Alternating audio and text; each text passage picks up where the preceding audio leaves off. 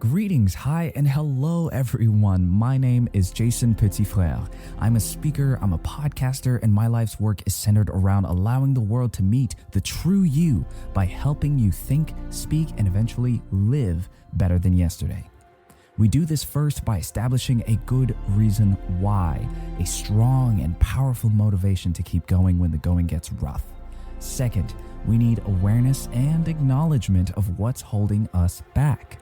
And third, we need scalable steps forward as a reliable bridge between who we are right now and who we need to be tomorrow and the day after that, and the day after that, and the day after that. This, my friends, is how you go from stuck to thinking as, speaking as, and living as the true you.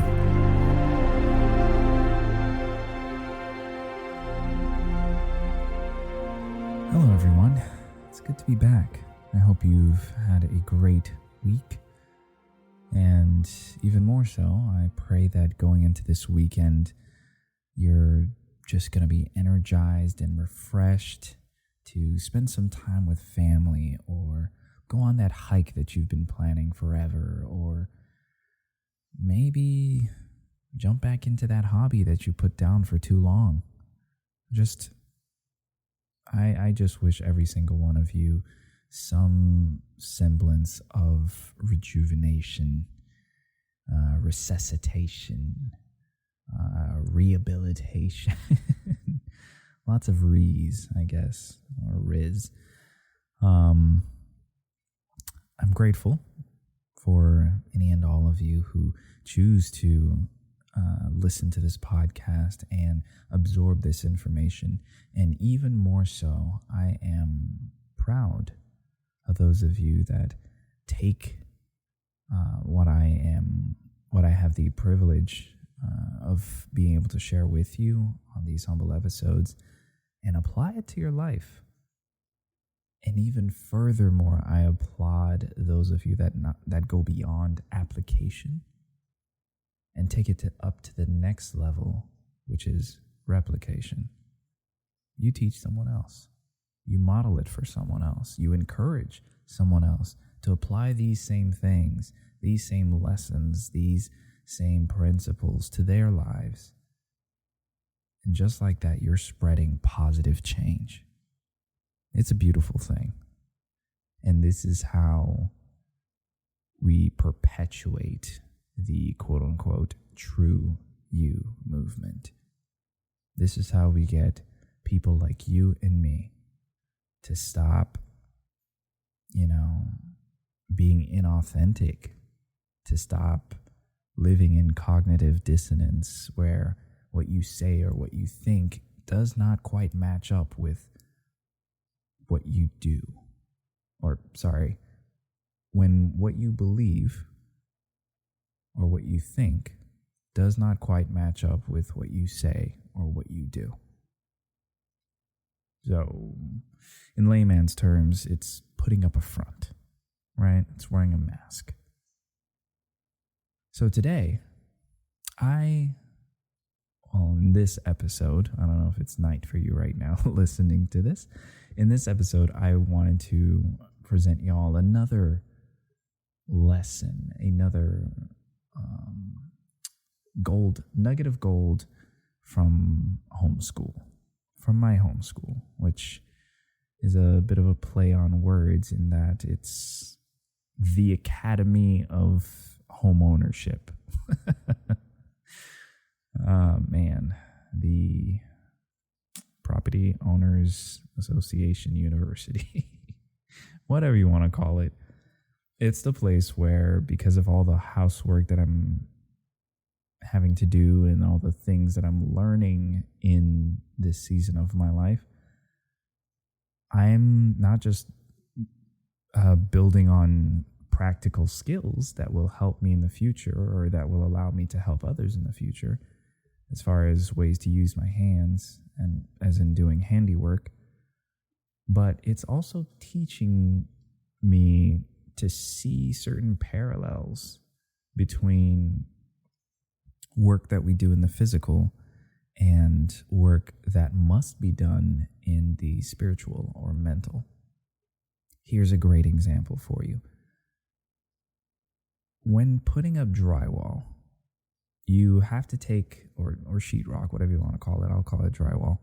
When putting up drywall, you have to make sure that as you are drilling through the drywall and fastening it to the skeleton of the house, i.e. the studs, that you not only know where the studs are at, but that you are centered in those studs as much as possible, so that the screw isn't sticking out on the side or improperly secured into the stud, which would create risk for it coming loose, or, just you want to be as center mass as possible in whatever situation makes sense for that to be the case, because that gives you the greatest amount of security in installing that drywall. That in and of itself is a whole, sermon and a half, I could say, because, I won't get into it, but you could make something out of that. As far as where you build your house, the sand or the rock, there you go. But today I really want to focus on the specific ways that I had to cut drywall or chisel around certain edges to make room for outlets or light switches. We've all heard the saying, measure twice, cut once, right? Well, for me, a newbie in this space, still green, still wet behind the ears, not very confident in my craftsmanship. I hope I said that word right. I don't measure twice and cut once. Dear friends, I measure thrice, and sometimes I cut twice. Those are the accommodations I've had to make due to a serious lack in experience. I'm gaining that experience right now, but I ain't moving at lightning speed. So the reason I bring this up is because thinking about it, it reminded me of relationships or times where I've had to make some difficult calls. I've had to pivot and rescind certain amounts of access to certain individuals in my life. And here's where that parallel meets the drywall example. Measure thrice. You have a goal that you have in mind. You want this piece of drywall in this place.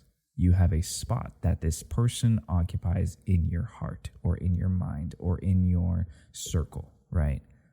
And you're trying to place them in their proper spot, where they fit, where they belong, whatever it is. They come in a certain size that does not fit the amount of room that you have for them to occupy. And whether or not they are open to it, you have to make the adjustments necessary on your end to say, hey, for this person, I have to allow this much access and no more. Or for that person, I have to add on certain pieces to make sure that they fit. But this individual over here, absolutely not. I cannot allow them to just stretch out as far as they'd like to. I cannot allow them to come into my life as they are. And by that, I do not mean changing them per se. That's kind of where this analogy, to a certain degree, kind of falls apart, but not completely. I'm talking about not changing the person themselves, because we can't do that. We don't have that kind of authority or power. I'm talking about the amount of access that you allow to them in your relationship. And so measuring thrice, I liken that to, number one, gauging through God's eyes what this relationship is supposed to mean to you. Secondarily, gauging through sound counsel, wise counsel, voices in your life that have not steered you wrong, voices in your life that care about your well-being and that are not so biased towards your well-being that, they kind of sabotage your well-being by essentially promoting absolutely anything you want. No, you want people who have the sit down and shut up card in their hands, that are able to tell you no, but that also are able to tell you go, right? You want that to be your secondary. And then lastly, you want to solidify your own opinion or your own thoughts about this person or the amount of space that relationship is meant to occupy in your life. Even better, you want to run that number 3 and essentially sift it through or put it through the colander of number 1 and number 2. You want your thoughts to be your own, yes, but have them, but cultivate them in such a way that they are influenced by minds, thoughts, principles greater than yourself. Trust me, it's a G code to life. It will save you a lot of heartache and a lot of trouble. Now, to the cutting part. The reason why I say twice is because sometimes, well, not sometimes, practically any time, unless you're just that sweet with it, unless you're just that experienced, you want to leave some room for error. You want to leave some room for mistakes. You want to leave some room for adjusting. When I'm cutting out the holes for the outlets, I'm not always able to get a precise, guesstimation. Well, precise guesstimation, that's a bit of is that a paradox or an oxymoron? I don't know I can't recall what the proper word for that is, but it can't be precise and a guesstimation. That's my point. This is how my brain works, guys. Anyway, I haven't always been able to get a precise location for where the outlet or the light switch is meant to be cut out. And so sometimes I have to cut where I think it's going to go as best as I can measure it due to my lack of experience, because I know there are better methods out there. I just don't have them, available to my mind in those particular points in time. I have to cut to the best of my ability. And because I know my ability isn't great, I want to cut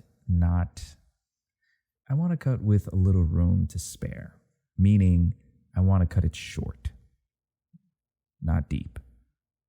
If I cut it too deep and there's a huge gap between the outlet and between one of the sides of the outlet and the drywall, then that's a problem that I've got to fill later on. No bueno. If I cut and the drywall is kind of overlapping the outlet a little bit or the light switch a little bit, all I have to do is take a drywall knife and shave off a little bit of that at a time and then adjust it, kind of like sanding it down essentially to where it's nice and snug. That's where the measure thrice, cut twice comes in. And as it relates to relationships, especially when things go wrong, when trust is breached, you don't want to just absolutely burn bridges, depending on the situation. But most of the times, you don't want to allow for a whole bridge, a whole, slew of memories and equity, relational equity to just go up in flames. But if wrong has been done to you, you have a duty to yourself to measure thrice, and if need be, cut twice, meaning cut it shallow first, take some things away, yes, not to spite or not to punish, but to protect yourself, to create boundaries, healthy boundaries. And what that looks like, here's just a brief example, is if someone is known to just a known, not necessarily a completely toxic influence on you, but they aren't the most positive person. Let's just say that. They aren't the most positive person, and they tend to go on some crazy long rants about just,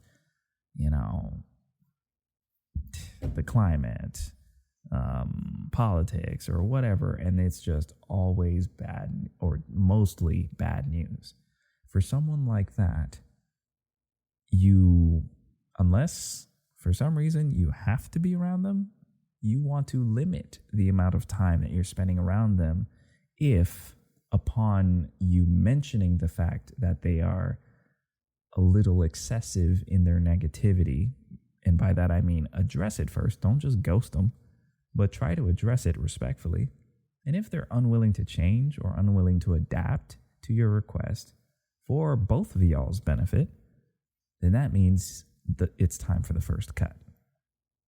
You start spending less time with them, intentionally less time with them.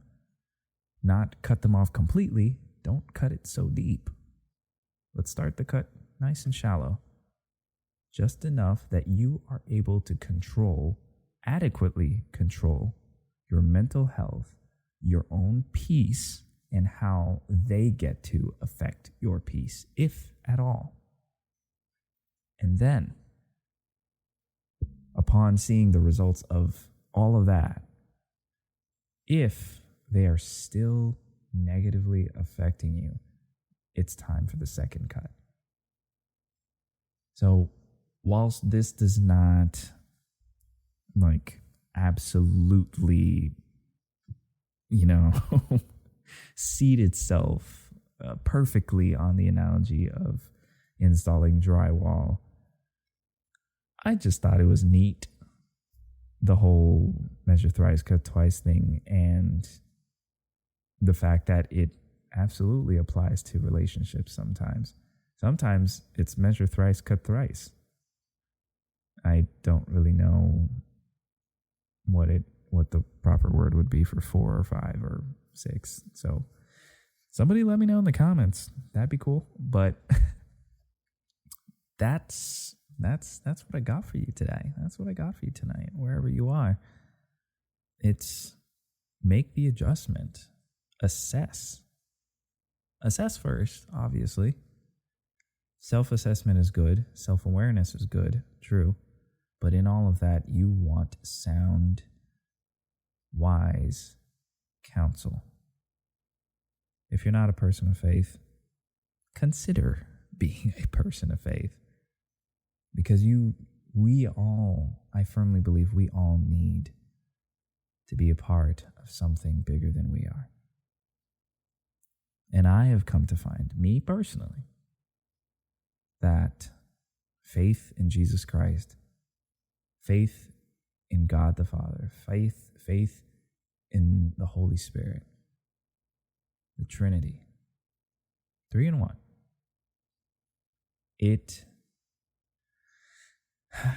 has led my life. Following Christ has led my life in a direction of such healthy growth, difficult but healthy growth, that I cannot, hear me, I cannot deny its results. I cannot deny its benefits. It's like comparing waking up every day and drinking just orange or grape Fanta 24/7. And then you try just water every day when you wake up. Or you try juicing every day when you wake up. Your body just responds in a completely different way. You have more energy. Your mood is better. you see the world in a much brighter way. You know? That is what following Christ has been for me. So if that's not you yet, that's okay. If you're not ready for that conversation, that's also okay. Take your time. We'll be here, and so will God. He won't force you, that's for sure. But if you already are someone who believes as I do, I encourage you and remind you that leaning on that belief is should be one of the chief cornerstones in the structure that is our decision making. Another cornerstone should be wise counsel that isn't from our own mind. And, obviously God can speak through other people, but I'm talking about taking the intentional step to seek mentorship or to seek brotherhood or sisterhood that isn't directly in your own house, or of course not in your own head, since I've obviously said that. And then lastly, ask yourself. Have a conversation with yourself. Journal, whatever it is. Get those thoughts out of your own mind and into a format that you are able to analyze externally. It makes processing that much easier and that much more streamlined. And then when it comes time to start cutting, whether you're cutting relationships or whether you're cutting habits that you have or hobbies that you enjoy, but that may not be the most productive. So you got to cut a little bit to see how you perform with the first cut. And then if need be, cut some more. And if due to the cuts, it's gotten so small that it just doesn't make sense to keep it, to keep that piece of drywall, toss it and get something else that is more sturdy, more stable. Hopefully that all makes sense. I know this wasn't, one of the more humorous or super energetic episodes. But I genuinely hope that you received something valuable. Because I believe what I've spoken on today or tonight is valuable. And it's something that I intend to apply today until the day that I die. Because it has served me well. So here, I give it to you in the hopes that it will also serve you. Take this with you, share it with a friend, and may you begin to think as, speak as, and eventually live as the true you. Have a great day. Have a great weekend. Have a great week. Have an even better life. Thanks for listening. Bye.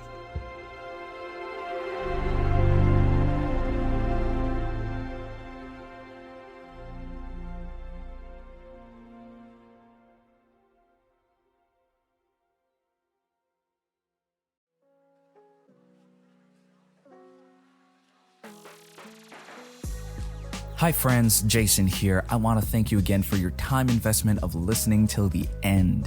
It seriously means a lot, and I would further appreciate knowing what you think about the show through either the like button or your own comments and DMs about what impacted you the most in this particular episode or in any other. The point is, I don't want you to be shy about taking the step to communicate all that. Lastly, I invite you to stay connected to this life-giving community by following or subscribing on whichever platform you prefer to watch or listen. You'll also find more nuggets of gold sprinkled here and there by looking up @JasonPF_TRU-U on all socials. Again, that's JASONPF_TRUU.